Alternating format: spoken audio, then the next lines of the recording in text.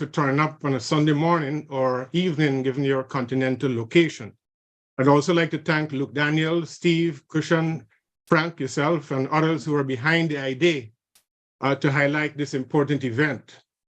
As the topic indicates, my presentation will be by no means a comprehensive assessment of the Great Demerara Slave Revolt, but an overview and notes on what I feel are crucial issues with the revolt itself and retrospective observations on its significance 200 years after the fact. Yesterday, all the major newscasts in England and in North America made sure they carried the spectacle of a new king being crowned with all of its attendant significance or lack thereof, especially as it reveals a stark indifference to current economic conditions among the working people of England, but also the relative absence of a discourse on the link between the wealth of this sovereign and previous sovereigns and their relationship to the slave trade and slavery.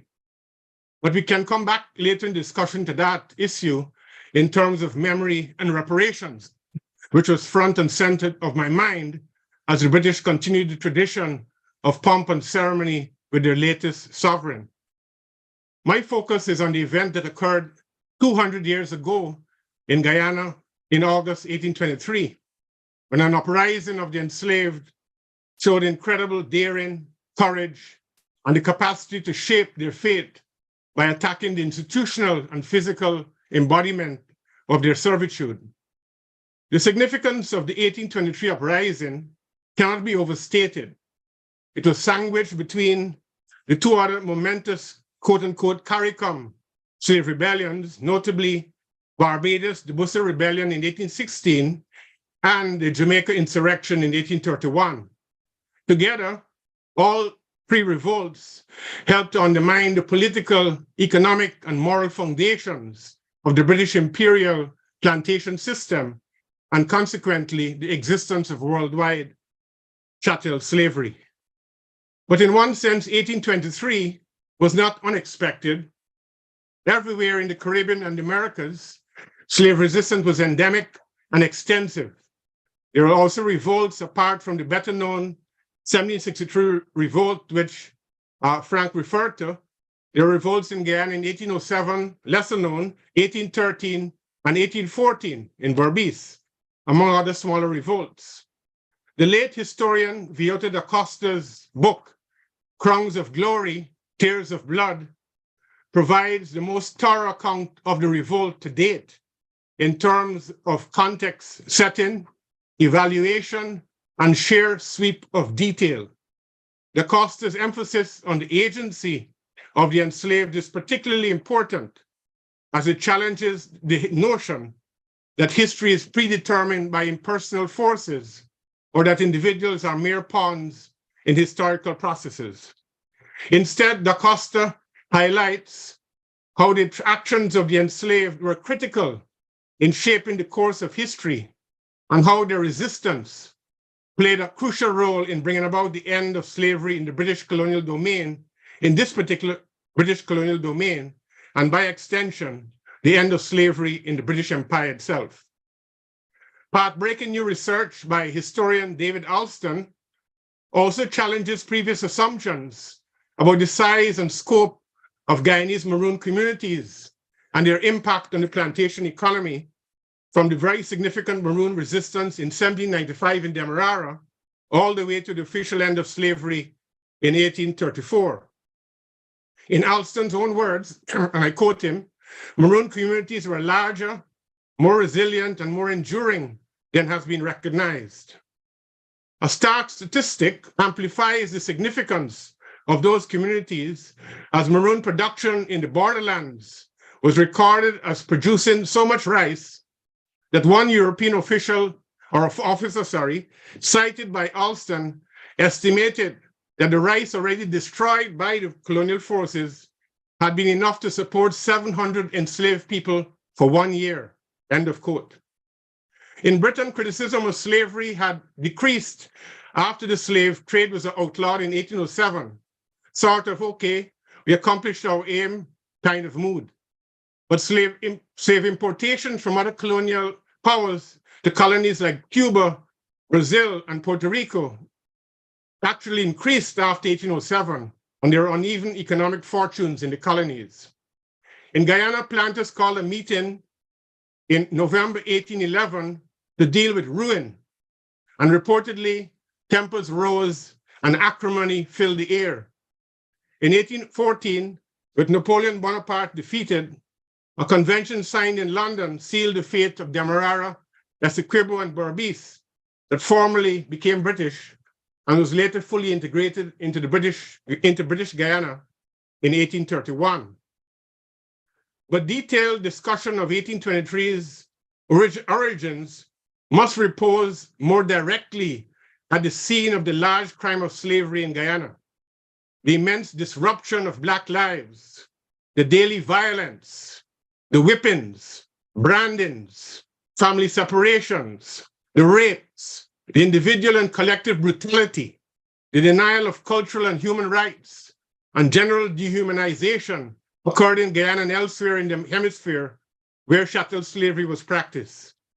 This dehumanization resulted in incessant and universal resistance in many forms against the system in the Caribbean and the Americas.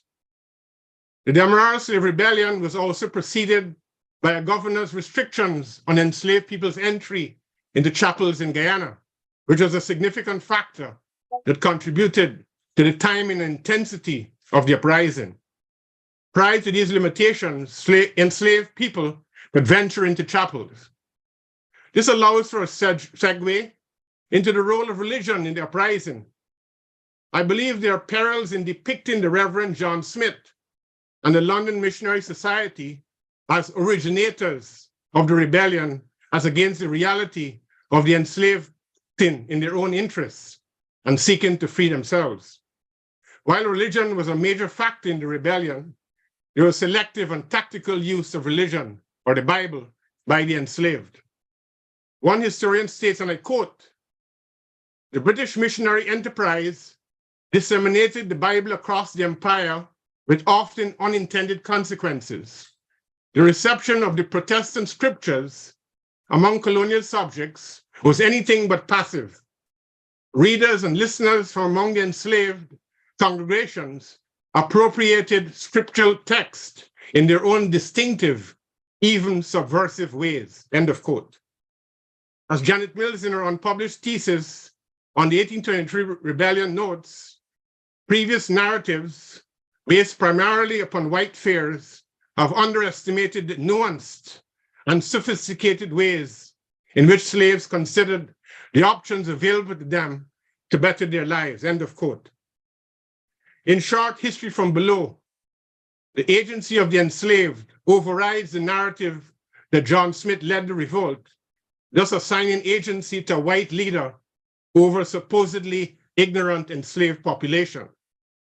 There's no doubt that Smith overtly detested the form and practice of slavery, but this should not discount the fact that he, like some abolitionists in England, still held racial views of the enslaved. As the Costa reports in her book, Smith even compared some half-naked slave women who were washing clothes in the river to orangutans, end of quote.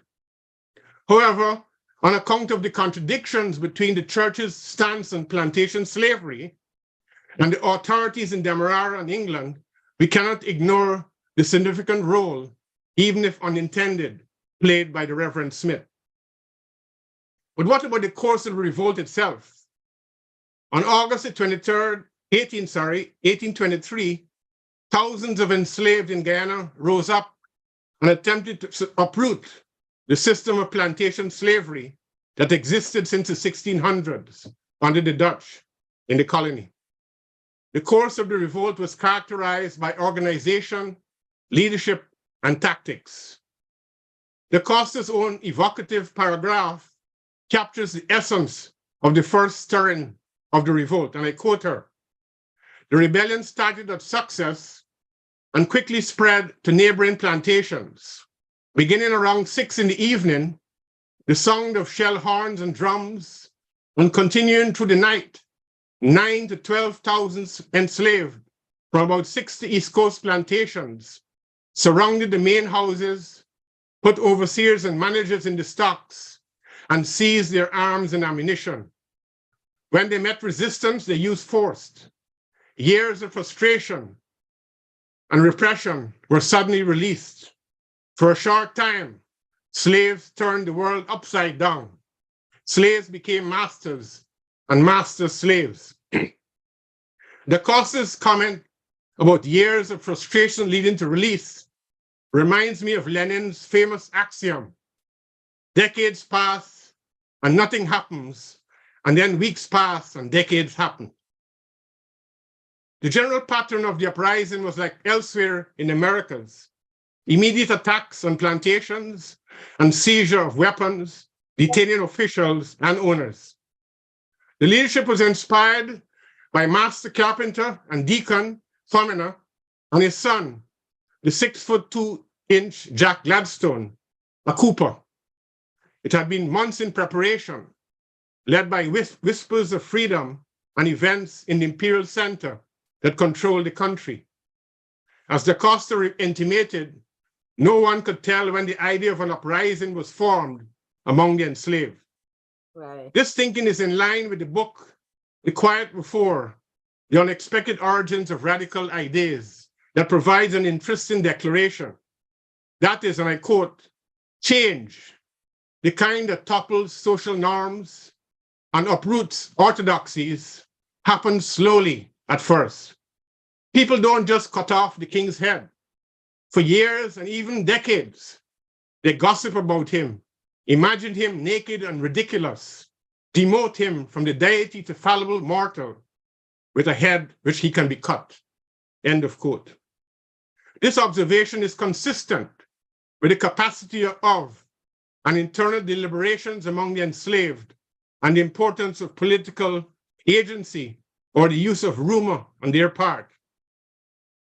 At a more granular and tactical level, the leadership of the uprising assigned the enslaved from Rome and Peters Hall to plantations to alert the Maroons about the plot. In addition, the Gladstone plan was to position a leader in each estate responsible for coordinating and acting to rouse the enslaved at the appointed time. All levels of occupation were involved in the revolt, including artisans, boatmen, field laborers, teachers, catechists, and house servants. The largely peaceful uprising, insofar as the managers and plantation owners were concerned, was reflective of the participation of enslaved women.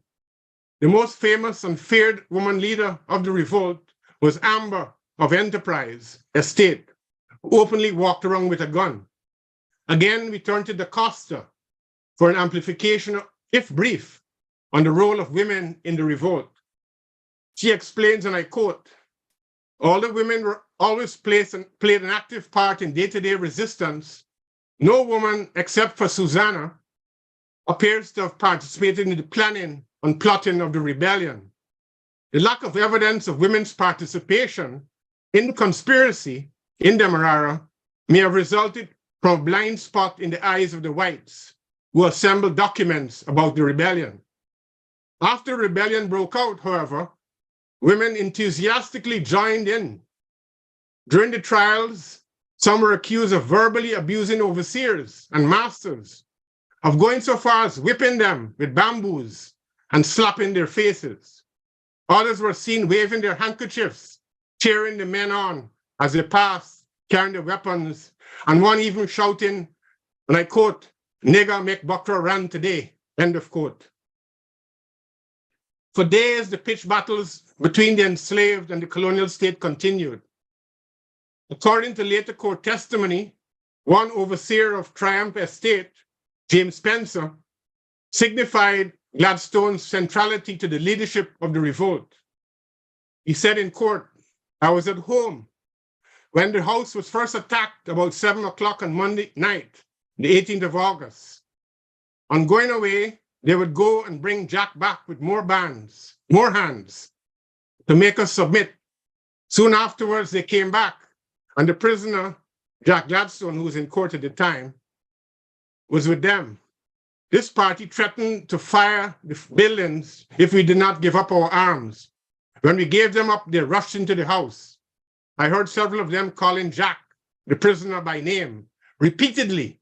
I considered him and Callias as leaders of the party. Jack told him to come out of the house and not to trouble anything. He was armed with a musket on his shoulder, and he also had a belt of some description across him. I believe he, Jack, had previously prevented our being put in the stocks. I'm quite certain he motioned with his hand and ordered the people to go to Mon Repos. The party that came with Jack carried off all our arms and what ammunition they could find. End of quote of the court document. The massacre at Bachelor's Adventure by British troops of the enslaved turned the tide of the slave rebellion. Colonel Leahy, a veteran of the Napoleonic Wars, much like later military repressors, was zealous in his barbarism, and this led to the death of 200 plus enslaved, chopped down just at this location, Bachelor's Adventure.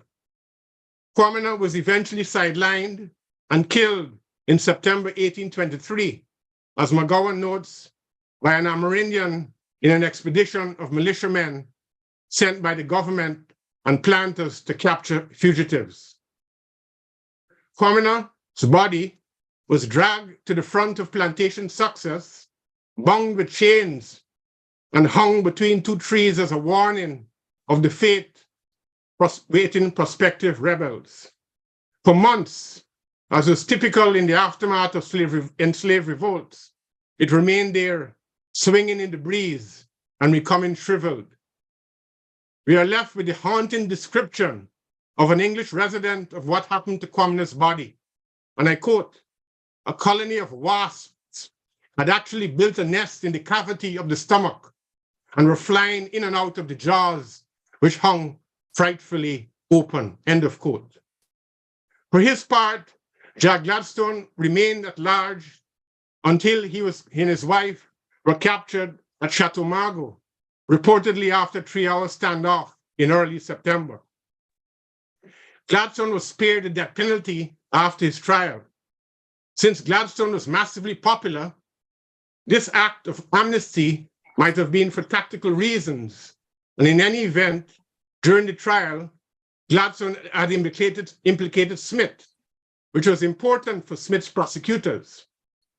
Gladstone was eventually banished to St. Lucia, and in all, 722 slaves were tried, 51 condemned, and 33 executed. But the case of the fate of Gladstone still intrigues me, in part spawned by Thomas Hardin's observations in his book, White Death, and by the observations of a friend and colleague, Errol Brewster, an artist. While there are graphic reports of the fate of Kwamina, in Gladstone's case, we only have reports of his trial, amnesty, and subsequent transportation to St. Lucia to spend the rest of his life as an enslaved person. However, the trail goes cold at this point, and it is unclear whether he was actually dispatched from the colony.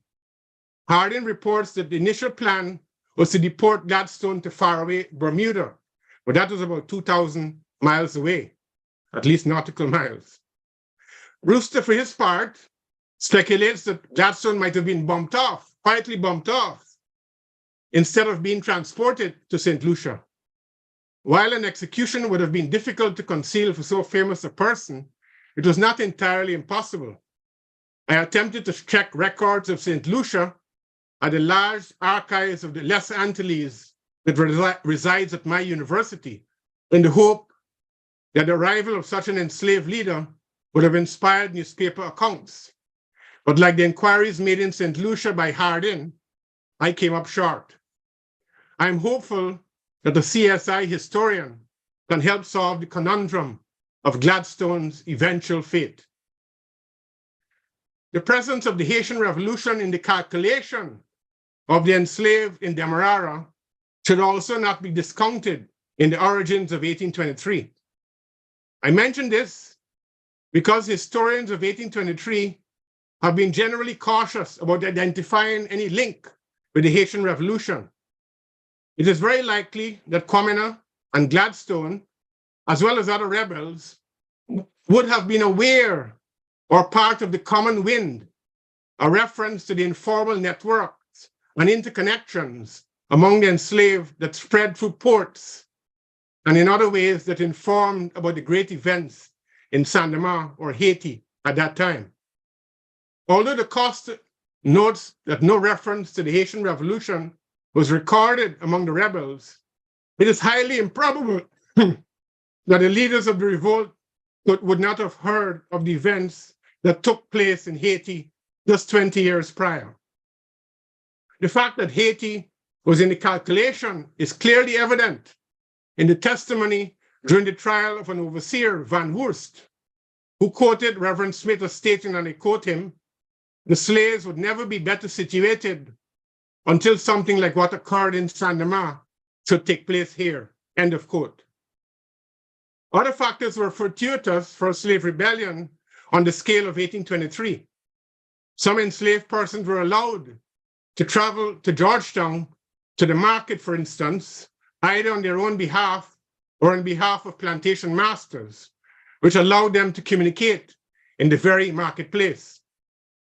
Another possibility is the fact that the enslaved people were often bought and sold from plantation to plantation, allowing for more sharing of experiences and knowledge of the rhythm of plantation experience in faraway plantations. It is also true that Guyana, like other Caribbean slave societies, and unlike North America, where the enslaved were outnumbered by whites, Blacks were overwhelmingly the largest population demographic in Demerara, 80,000 to 2,000 whites in one statistic. This demographic surely allowed some freedom of movement, nocturnal or otherwise, without detection and alarms being raised. In my carnival class, which I teach, reading material shows that the enslaved also use holiday activities when there is some relaxation on the plantation to involve themselves in some bacchanals, which could also be used to communicate, not to mention covert religious backdam ceremonies. The huge slave revolt of 1823 did have a direct impact on the deliberations and debate in England with Buxton and Wilberforce, etc. Even in defeat, quote unquote, the revolt sent a clear message across the region that nothing would stop the enslaved in fighting for freedom. Indeed, as indicated, another huge slave revolt occurred just 8 years after, in 1831 in Jamaica, that placed the nail in the coffin, even if not closing it directly, on formal slavery in the British Empire. How should we and the Guyanese nation commemorate the momentous events of the 1823 Demerara Revolt 200 years later? And in what ways does it matter for Guyanese, given the apparent widespread lassitude on matters of history in present-day Guyana? I mean, there are compelling reasons to recognize and commemorate this event. Firstly, the revolt serves as a reminder of the intergenerational trauma that African Guyanese have experienced as a result of slavery and colonialism. This trauma has had lasting effects on individuals and communities and should be acknowledged and addressed. Martin Carter, Guyanese poet and thinker, even has an interesting angle that I believe links past and present, and I quote him: "During slavery, in submission to the master, they took it out, as it were, on each other. And the more severe the downward pressure, the more intense was the lateral disturbance. This process has continued and is continuing, so that we are witnessing a situation where, as the downward vertical pressure continues, intensified, we find the social, political, and economic relations that attend this pressure serving to disrupt those arrangements that once functioned to obscure the essential reality," end of quote. The difficulty of interpreting what Martin Carter means apart I was fascinated by what Carter means by downward pressure and consequent lateral disturbance. And in my own mind, I can only suggest it can involve the following: labor regimes, systemic racism, internalized racism, psychic trauma, environmental degradation, alienation, contradictory consciousness, everyday dehumanization, and loss of history. As a nation, we have a duty to provide proper recognition to individuals like Jack Gladstone in Guyanese historiography at the same level as national heroes like Kofi and other national figures and important national historical moments. The achievement of Gladstone and Kwamina in leading the 1823 revolt should be given greater prominence through public education and other forms of commemoration. While a street has been named after Kwamina and a few monuments devoted to the 1823 revolt exist, more needs to be done to ensure that this event is not relegated to just one day in a year with empty, recycled platitudes.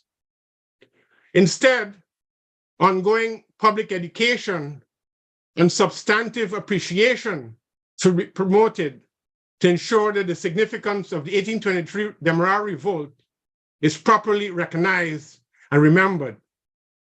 Recognizing major events in our history, publicly and institutionally, is crucial. One effective way to do this is perhaps by minting commemorative coins to mark significant anniversaries, such as this time, the 200th anniversary of this colossal slave revolt. But it's even more crucial to allocate resources towards educating the public about important events from all ethnic groups in the country. This requires a national effort to celebrate our diverse history and culture, motivated by a shared desire rather than a mandatory requirement. The amazing artistic representations of historical events, such as Errol Brewster's depictions of Amber and Jack Gladstone in Thomas Harding's book, are essential for retracing those events to the imagination. They allow us to understand the significance of the enslaved through recreations of what figures and conditions of the past might have looked like. I know the magnificent drawings and recreations of Barrington Brathwaite's work, including comics, exist. But long before the current artistic interventions, there's also U.C. Guyana's play titled Proclamation, which produced around 1992, which depicts the likely form of deliberation among the enslaved about rumors from England and how they used it locally in terms of tactics of the revolt. In this play, too, we see a drawing of the late Abayomi Osase of Guyana. For those of you who don't know Osase, he was a former WPA member and artist who died a few years ago.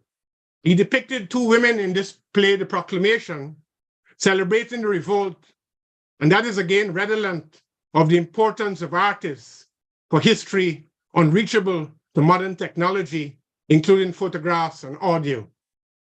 Finally, every university student and Guyanese parliamentarian should have institutional facilities to study the content and significance of the massive 1823 revolt in Guyana, the region, and the world. Pivotal texts like Crowns of Glory, Tears of Blood, among others, should be accessible to all who wish to understand the history of their country. As I mentioned earlier, the discussion on reparations should be pursued even more vigorously now that the debate has been reignited. It is evident that there is pushback on the issue of reparations, particularly from those at the center of British imperial power, including the current monarchy. However, we cannot ignore the brutality of slavery, the profound humiliation and suffering it inflicted, and the vast wealth disparities that persist in the world today. We should not hesitate to call for reparations in whatever form they may take.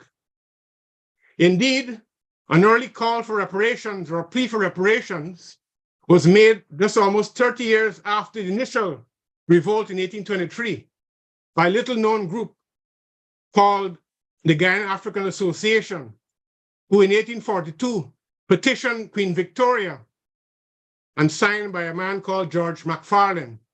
Essentially, it detailed what happened after 1838 with the distribution of land and the widespread horrors of colonialism that followed.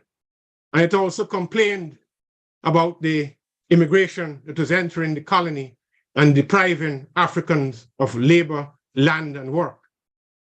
In conclusion, the 1823 uprising was a significant event that marked an essential turning point in the struggle against British imperial plantation system and global chattel slavery. It displayed the agency of the enslaved and their capacity to shape their fate by attacking the institutional and physical embodiment of their servitude. The actions of the enslaved were critical in giving history a shove in the British colonial domain of Demerara, Guyana. Thank you. Thank you, Professor. That was awe-inspiring. That is. I think you've covered quite a lot of ground here, and I've been writing down questions that have been going on. But I've got, as a chair, I suppose I've got the first choice. I can then give you my questions. But basically, you said 200 years to now. Could you tell me, and thank you for that brilliant speeches. You know, it is marvelous. We'll get to the claps later on, but you know, is this being taught in the schools in Guyana? Is this part of the curriculum? That is, you know, that's what's hitting me. That's what's coming forward to me right now. You're on mute. As far as I know, not at the classroom level, from let's say standard levels, from fifth up to the form levels. I have a nephew in Guyana. He doesn't know anything about the 1823 Demerara revolt. At the university level, it is taught, or it was taught, in the history department. This is where I first came upon it, especially through the learned professor Vincent McGowan.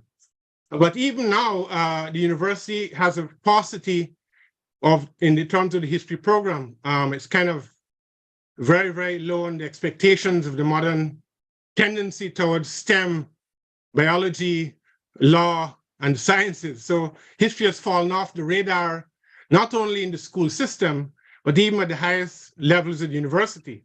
There was also, in the past, a lot of publications in the newspaper press, at least on the Sundays, where Guyanese historians would write periodically on events like 1823. But that has also died down.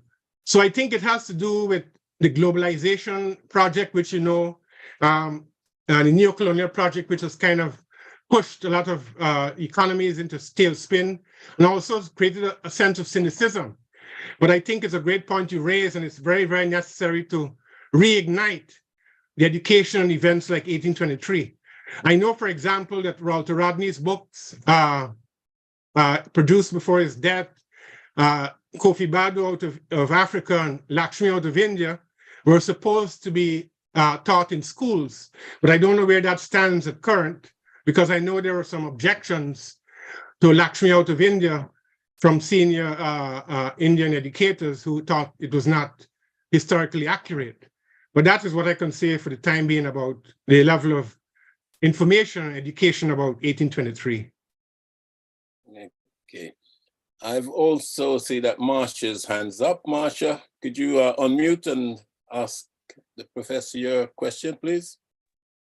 Professor Westmaas, thank you very much for that well thought out, well delivered presentation. I just wanted to, in the context of what you just mentioned about how history is being treated in the commercialization of the university, it is something that we're grappling with at the university that I am at in Canada. And I just wondered, from a diasporic perspective, how can we, or how should we be thinking about preserving history, given the challenge that we have in the university now from STEM and that kind of thing, and given how important it is to continue to have this information at the hands of not just those living in the Caribbean, right, but the diaspora as well? What strategies can we use to continue to educate people? Thank you. Yeah, that's a great question. I've been thinking about it a lot. I think one way is to utilize the rise of social media. I know social media has dangers, including the new chat GPT, which can write entire papers. But I checked GPT recently and it hasn't caught up with the African world. But nonetheless, what you raise is very important. I think the dissemination of Twitter, Facebook, and social media is an important way to reignite the education of these important events. I think it has started to happen, but it is far ways to go. I still think that given what I talked about the neo-colonial period and the kind of cynicism in societies, especially like Guyana, and even up here in the Americas, you find that the serious reflections on history and what it means for the present is very, very diminished, so to speak, at least from my angle. I may be speaking as a sole person, but I've noticed a trend from my time in Guyana to now in terms of proliferation of events of the past in the papers and in public discussion. So I don't have much hope at the level of production of books and reading material which can go physically into the community. But I think the radio, Twitter, and Facebook and new forms of social media are very innovative ways to transmit information on events like 1823, and I think that's the way to go. My spouse and I have been considering and have even developed a website for Guyanese history. We haven't concretized it as yet, but we're working on it, and when that gets launched, we'll let you know. But I have a fairly large archive of material from Guyana, which I've been collecting over years. I'm kind of a buff for collecting old newspapers, and I want to share that on the website when it is ready. But that's a way. But I think the social media is one way of erasing that deficit in the transmission of historical production and events like 1823. Yeah, I think we will be very interested in your website when you're ready. If you can post the link, we can start looking at it. It's not ready yet. No, it's not fully designed. Okay, okay. But yeah, as soon as it is, please let us know. Steve, you're next. Yeah, I was actually impressed by the essential kind of moderation of the enslaved rebels, if you will. Given the time of it, they don't seem to have acted in a more violent manner than was quite common in England at the time, with, sort of the Luddites, Captain Swing and so on. And reading around, various historians, there seems to be a debate as to whether it was essentially a reformist attempt to gain more rights on the one hand, or a real attempt as to a revolutionary overthrow of the whole system, the whole business of enslavement. And I wonder where you would stand on that kind of debate. Great question. I would put it in quickly off my tongue. I would put it at three levels. One, the evidence of contradictory consciousness among the enslaved people throughout the Americas in various forms. You quite correctly point out that most enslaved revolts, certainly Haiti, was extremely violent. But at the same level, I also think it has to do with realpolitik. There was evidence of a large London missionary society in the country at the time, and there was debates about the book, the Bible, and the measured influence of John Smith and Ray and others, and including the Deacon Commoner. Commoner, for example, had discordant views about the revolt, he was more inclined to call it off because he had asked Reverend Smith if the rumors from England were true. And Smith disabused him of the rumors, saying they're not true because the enslaved were using it as a means of mobilization.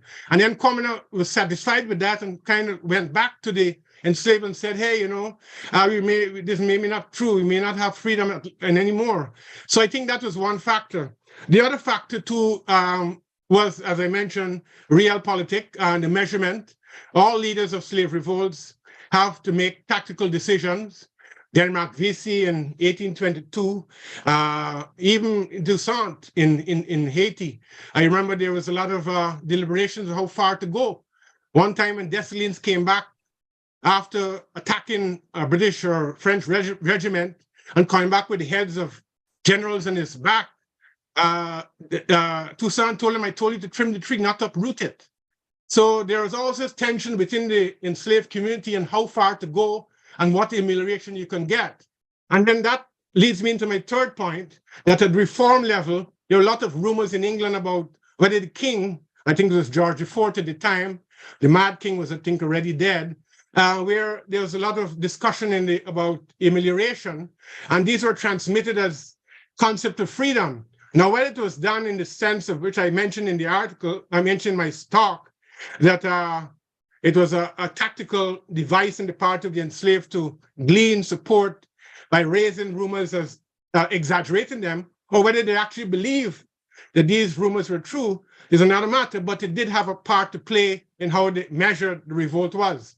So putting people in stocks, I think, instead of executing them, was a way of saying to the planter class in Guyana that, hey, look at how good we are. We are taking on we're being more humanistic than you are, and we're asking for these reforms, basic reforms on the plantation that would allow us to work congenially with you. Well, of course, that wasn't possible, but at least that was part of the calculation of the enslaved. So I think it's a very good question. It has its iterations in other revolts as well. 1816 and other revolts in the Americas, you find this tension between how far to go and whether to take everything with you or to measure and temper your deliberations in order to gain reform rather than revolution.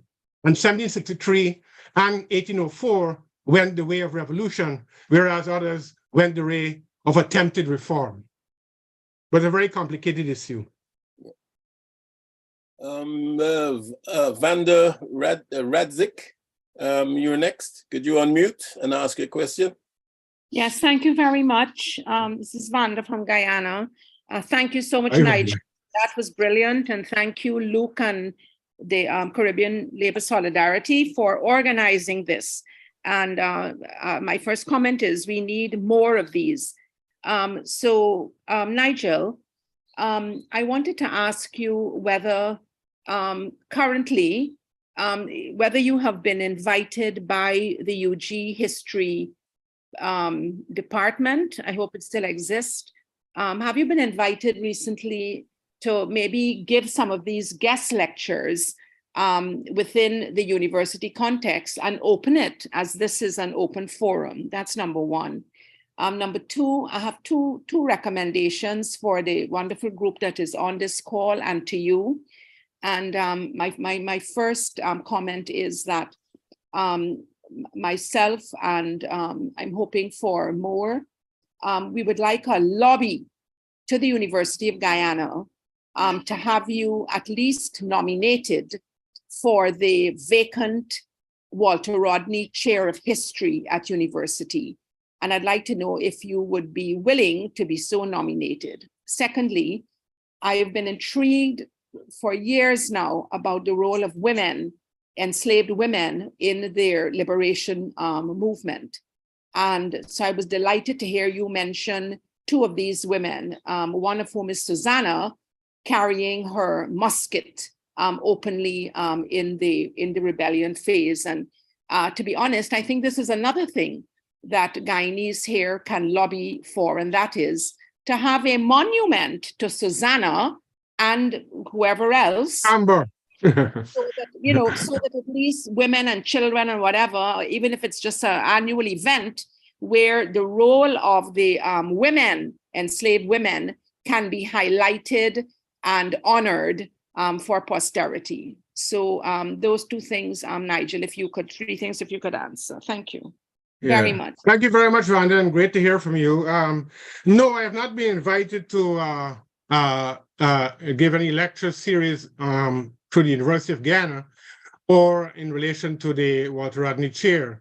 However, I have been, I did teach a course, albeit by Zoom, on Guyanese history for 2 semesters through the university history department.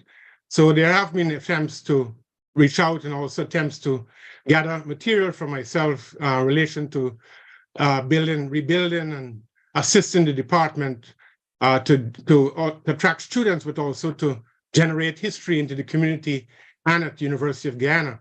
But I have not been, I've not been invited formally to the Walter Rodney Chair at the University of Guyana. In terms of the role of enslaved women, I completely agree with you.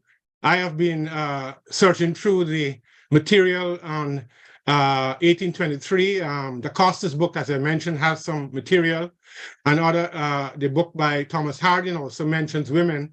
But I think women have been the brunt of the historical ways in which, which history is recorded, not only at that time, but even currently in terms of agency. And so the oral historians perhaps might have found even more agency by these women and more women in the revolt. Is hardly conceivable given the events in Barbados with Nanny Grigg and events in Haiti, where there are even women generals, that women would not have been active and participant in that revolt at an even greater level. And so the identification of a couple of women does not tell the entire story. And so I would be very surprised if, I wouldn't be surprised if historians or new historians find new evidence through more archives of even more active participation on the behalf of women. But I completely agree that this must be disseminated in terms of monuments as well. And Errol Brewster's image of Amber is testimony to what can be achievable in relation to developing an image, conceptual image, of what Amber might have looked like way back in 1823. And I think that's a very good way forward. I can't remember the third recommendation you made, but in terms of disseminating information about history, I have, as I said, I've been collecting a fairly substantial archive over time. And when the time is ready, I will kind of release it. I've also been assisting the University of Guyana with the history gazettes, which again, to reflect on the past, we produced at the Guyana History Society and the Guyana Department of History about 75 historical booklets, all of which but one I have. And they're listed, from all kinds of topics. And these are continually regenerated in the community.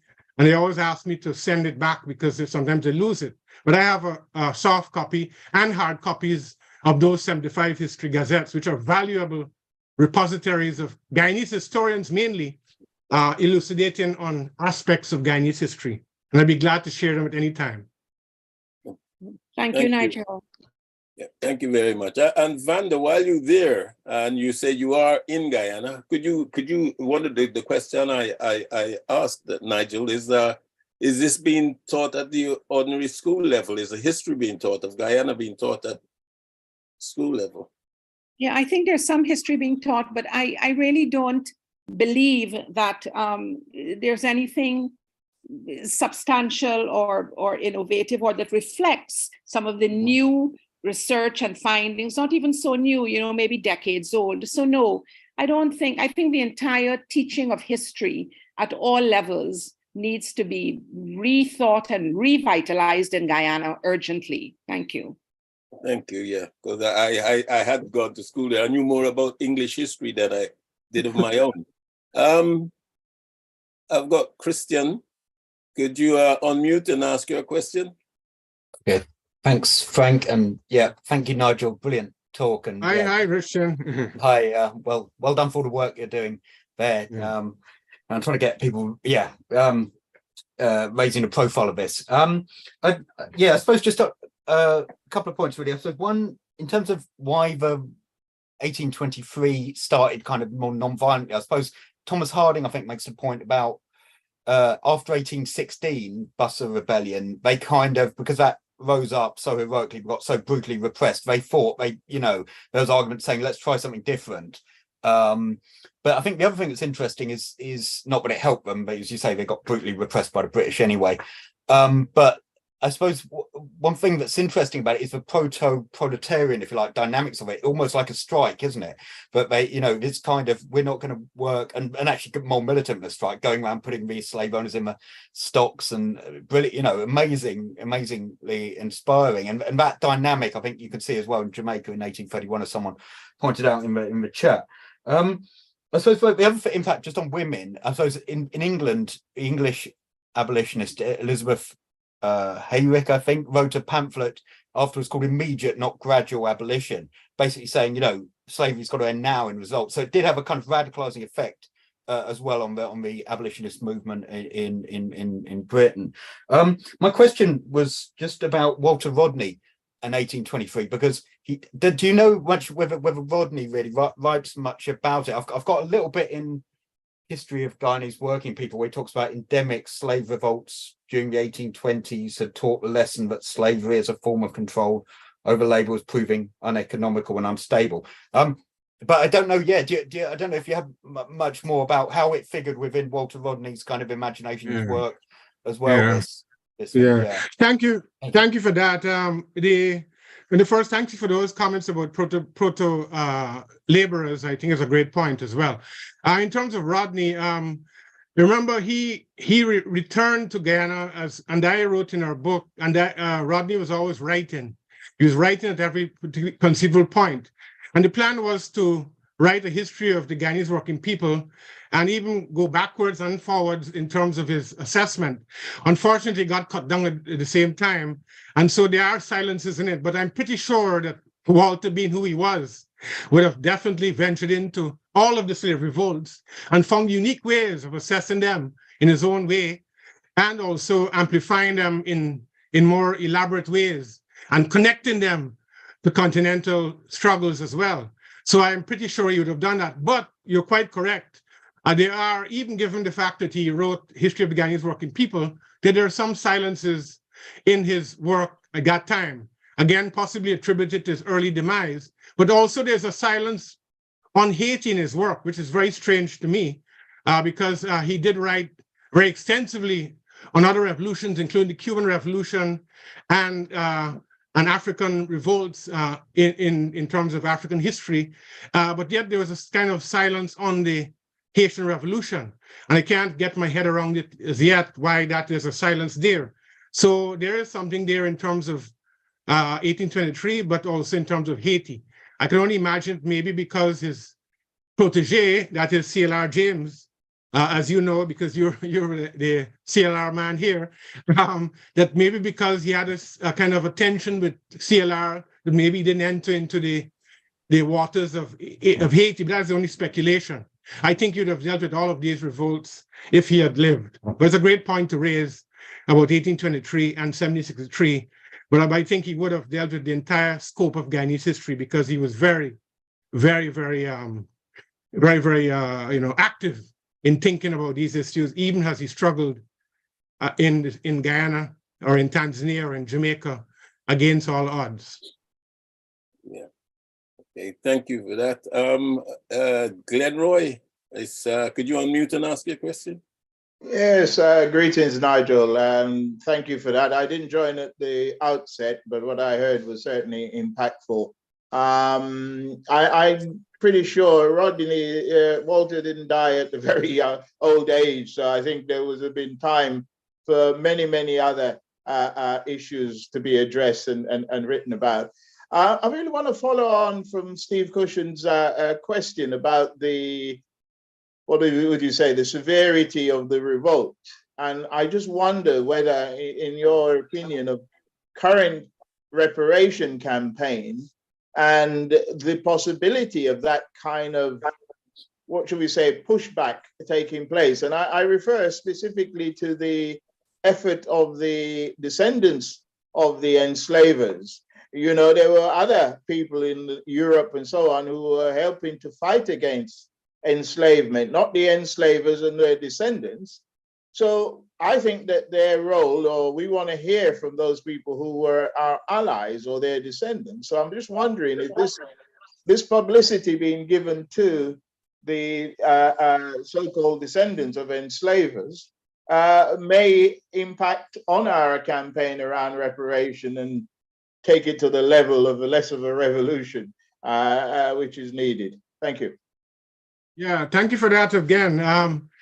On that point, I think that there's a measure between the, as you mentioned, the folks who are in solidarity with the revolt in Europe and elsewhere, but also the aspect of oral history. I do not think we have, well, we may have exhausted it by now, but oral history is a very strong,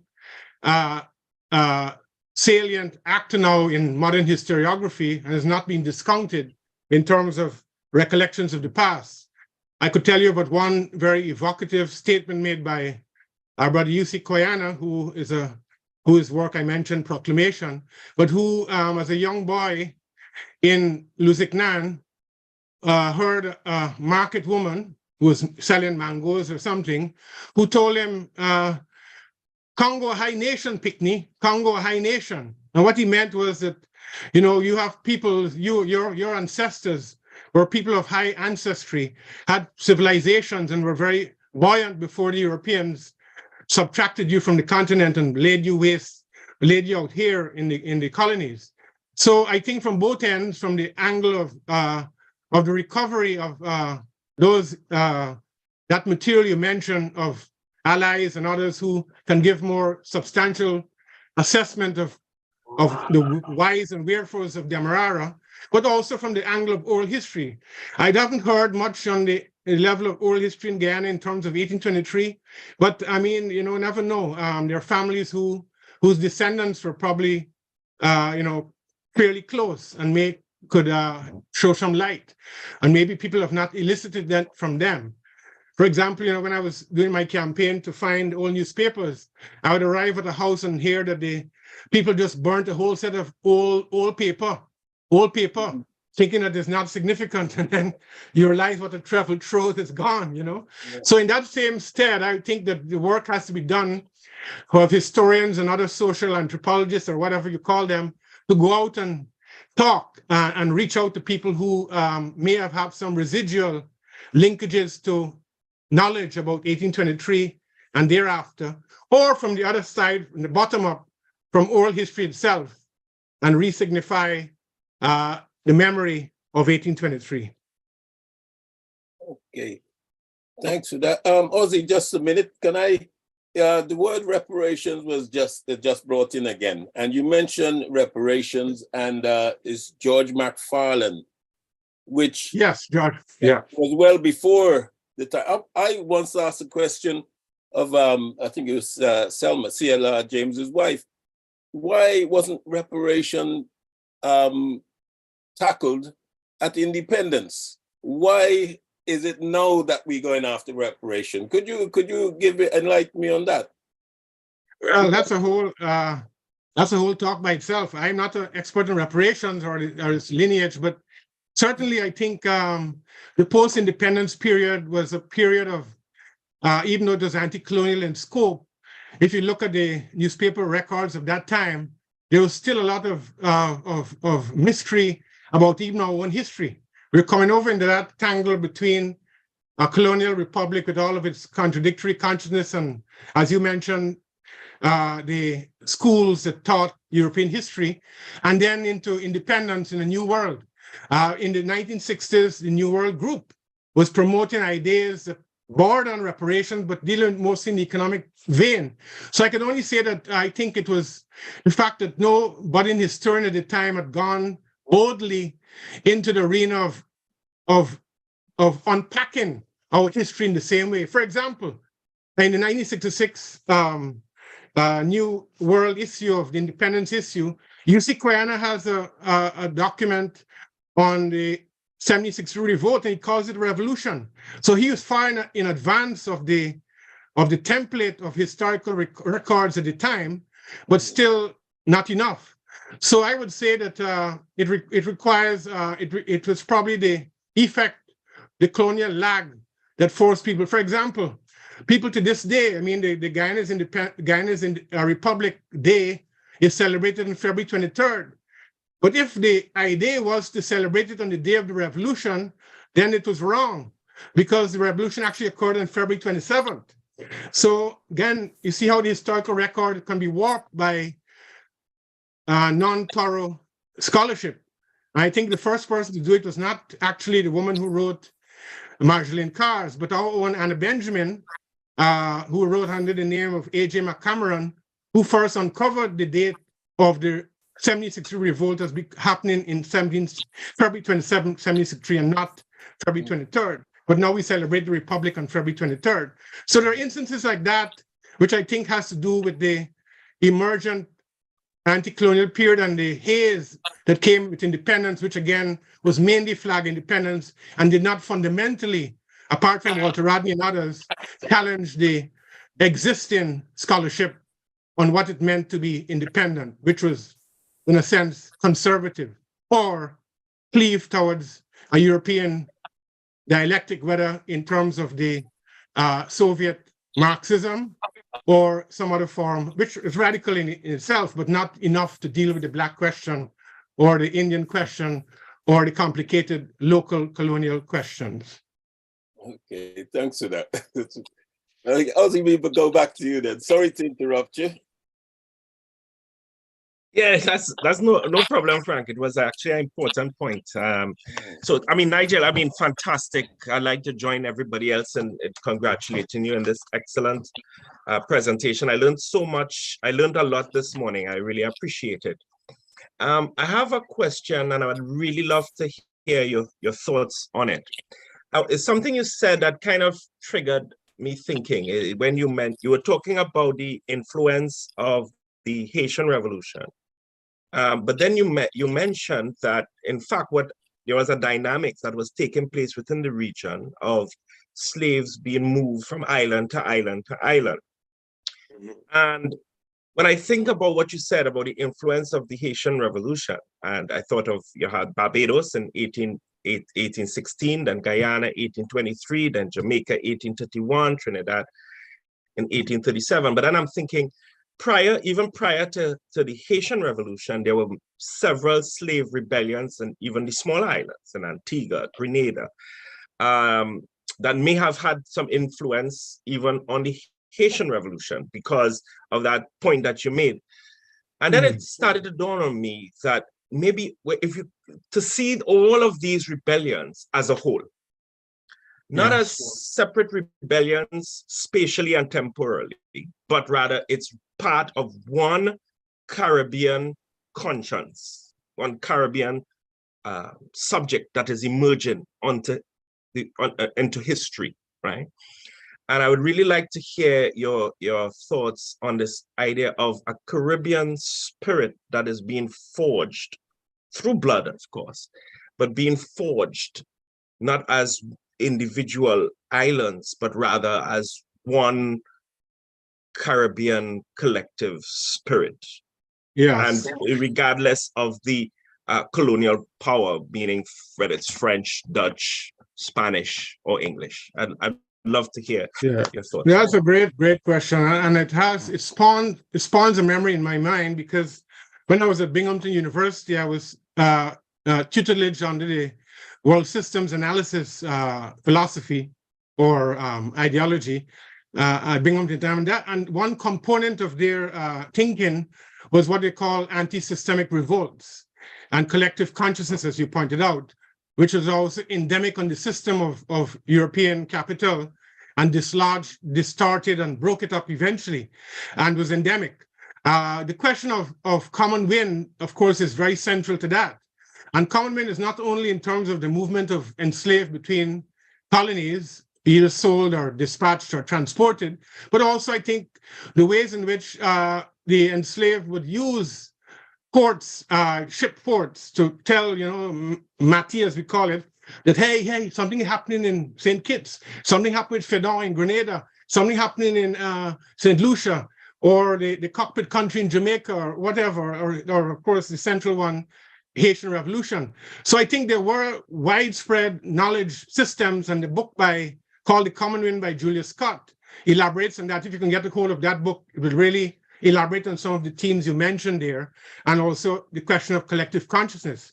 Now, coming to the questions you asked, whether the collective spirit, an endemic, broad collective spirit, we'll have to go through that carefully, because in a sense, like the debate, for example, on the Palmares revolt in 1605 to 1695, on the outskirts of northeastern Brazil, which lasted for a century, there was no direct linkage between that revolt and, let's say, the currents in the region at the time, because it was isolated within a colonial outpost and did not have even though it was independent within a locked off environment.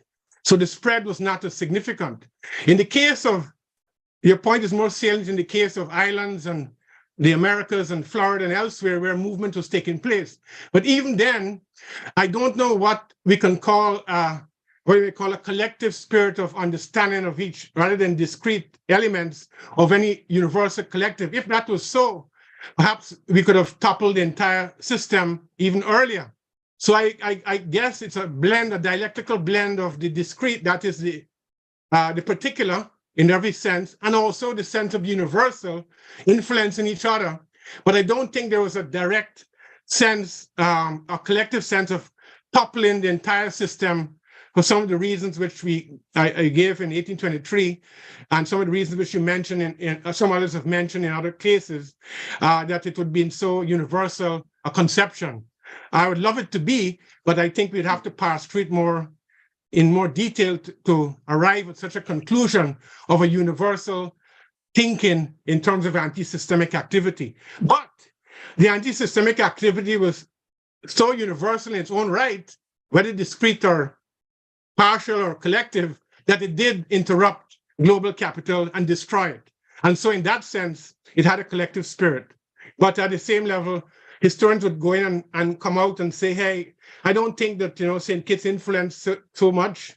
I know, for example, that the Charles Dillon's rebellion, the greatest American rebellion, 1811, was directly influenced by Haiti, but less so the Gabriel Prosser one in 1802 or 1801 in America. So there, even though it was happening continuously. And so there are some areas where you might find there are disruptions or ruptures in the collective sense of each other fighting one central horror. That is, and of course you have the fight among the Europeans themselves, which also, I remember the Haitian Revolution used the combat between the French, the Dutch, the Portuguese, and the Spanish, the French and English, to fight each other and cut them off one by one. So in that case, you have a case of realpolitik in active sense. And the French, the Haitian rebellion actually allied themselves at one time with the British, allied themselves at one time with the Spanish, and allied themselves at one time with the French. And that's how Toussaint was captured, because they assumed that the French would give in to some terms about Haitian agency, and they did not. And they captured him, and it was left to Dessalines to carry on the struggle. But it's a very good point you raised there, and it's very, very subject to another discussion, because it raises so many important issues and galvanizes the mind to think, as you said, collectively. Yes. I had just read the book by Marjorie Kurz, and it seemed like the Dutch at the time seemed very surprised at the tactics and the fact that these slaves can fight. The thing is that, and you can see throughout the islands, that some of the newly enslaved people were actually military trained. Yes. Right. So you see the similarity in fighting, hitting and disappearing, and using that tactics. And it just seems that I don't see why they were so surprised that the people could be military trained. That's it. I can see no more questions there.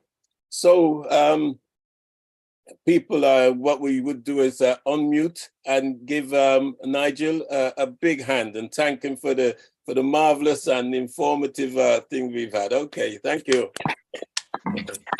Thank you, and sorry for coming on late or mixing up the time again. And thank you all. Thanks to Caribbean Legal whatever. Solidarity and all the other folks. Thank you for your comments Yeah. as well in the columns. Yes, we wish you could have carried on, but still. Thank you. Better late than never. Okay, we'll go back to the agenda. Is there any reports, any up and coming incidents or information? Oh, Steve's hands up. Go, Steve. Just to say that our next meeting will be a launch of a special issue of Socialist History, which our comrade here present, Ozzy Warwick, wrote one article, and our other comrade, Ben Gowland from Edinburgh, wrote another one. So Ozzy will be speaking on the history of socialism in the English-speaking Caribbean, and Ben will be talking about Black Power and socialism in the West Indies. So that will be the next meeting on the first Sunday in June now, isn't it? Yeah, the first Sunday in June. So everyone will be welcome to that, and it'll be a joint production between us and our friends at Socialist History.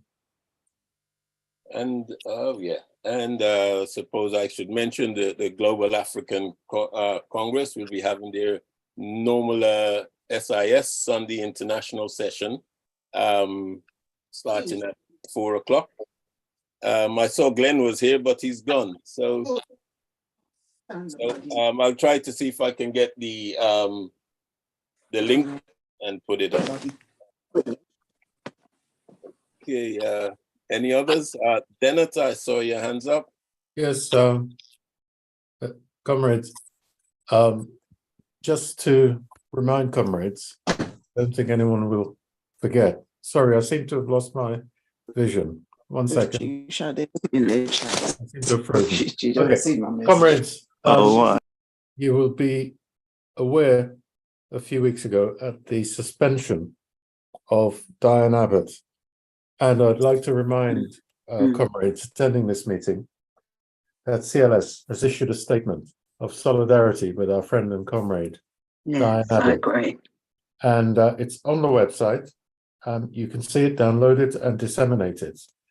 Now, whatever view we may have about what Diane Abbott wrote, which allegedly led to her suspension from the Parliamentary Labour Party, and that is very much in some dispute. The facts are that as soon as the issue was pointed out to her, she apologized for the offense that she had caused.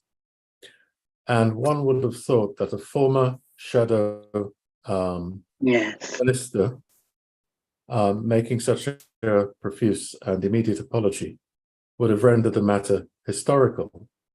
Instead, the Labour Party leadership have suspended her and possibly have said that it's pending an investigation. And it is possible that she may be suspended up to and including the next general election. Now, we obviously know that the work that Diane has done has been phenomenal, that she has worked under the most trying circumstances. For those of you who were aware of a number of reports that came from the Labour Party, Diane was subjected to the most vile and racist and misogynistic attacks by her comrades in the leadership of the Labour Party for being herself. And this has never been explained, and she has never been given an apology.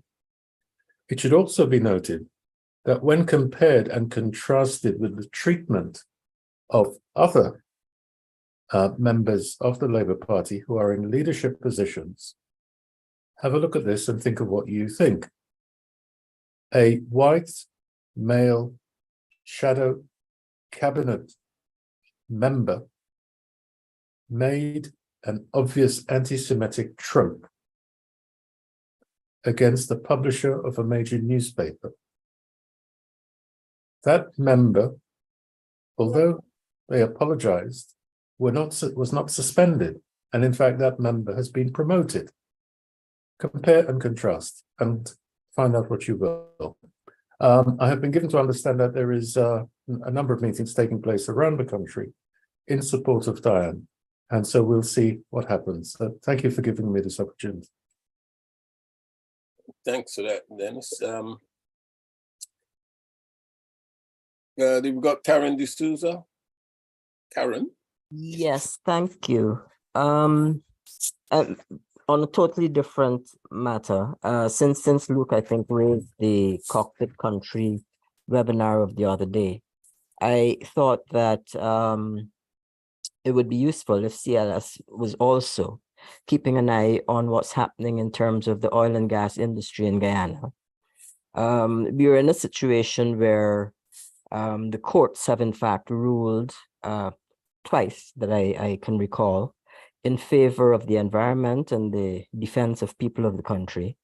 And what we have is the state siding with ExxonMobil to defy the law that they should be upholding. So the last one was in fact in relation to insurance coverage and actual coverage in the event of a disaster. The state believes, notwithstanding the history of oil disasters, believes that 2 million, I think, would be sufficient insurance in the event of such a situation. So I'm just asking for the diaspora to also keep an eye on Guyana and what's happening with the oil industry there. Okay. Yes, I think we've had a couple of discussions on that. We are, at least CLS, are keeping an eye what's going on. I forgot the name of the person. It slipped me, but we are, keeping abreast of that. Dr. Enbong, your hands up. Could you unmute and give your statement? Good afternoon, everyone. Can you hear me? Yep. Yes, so good afternoon. Thank you so much, CLS, for your education and leadership, which has not gone unnoted amongst the Black activists and trade union movement. Relating to the topic that our esteemed educator today gave us, thank you so much for that and bringing it together. It's very apt that the continuing silencing of the diaspora is so obvious now, and in the movements like the Labour Party, in the British Labour Party, because we are so separated, so untrusting, and so lack of supporting of each other, which I'm sure Glenroy will agree that it's so hard to communicate and organise amongst the trade union movement and the labour movement here. And they're not. So thank you very much for CLS for leading on the Diane Abbott support statement. There was a Windrush meeting last Friday with the Reach Society. I don't know if any of you know the Reach Society, educational support group here in Britain that helps mentor young Black people into different professions, but it's mainly about education and not. And their own speaking said they're not very much involved in activism. I said, well, we need to be more involved in activism for the very point of the Diane incident. And they said that we really need to have a political platform in which these issues can be raised. And I said, and I related them to the CLS statement, because you are leading and supporting the movement there. And I thought it was apt that they also researched that point and followed, because even in the Black press here, the Voice newspaper initially was saying there was no comment from the Black community in support of Diane. There has been very little support besides CLS. I'm in the Labour Black Socialist group, which are Labour members and expelled members and former members now that had tried to work on the Labour Party rule book to try and make it inclusive, and now we've got a campaign again for an actively anti-racist Labour Party, which is involved in our Labour Black Socialist group. So we're just to say that we're meeting this afternoon at 5:30. If anyone wanted to come along and join us, if you're in the Labour Party in Great Britain, and I'll give you my contacts in the chat. But we've also made a statement which has just gone out on Twitter as well. But and CLS has supported our statement. So we need to, join together, work together wherever we can, and try to get things out into the press, not just in the Twitter sphere, because our elders don't necessarily use the Twitter, and they are more politically active than we younger so-called youngers are.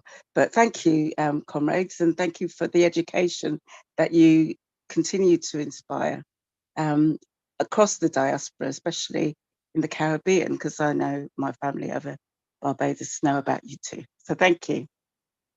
That's all right. So just to say that the documents that Denot was talking about were the Ford reports about the racism within the Labour Party that specifically talked about Diane and how she's the most abused MP in the British Parliament,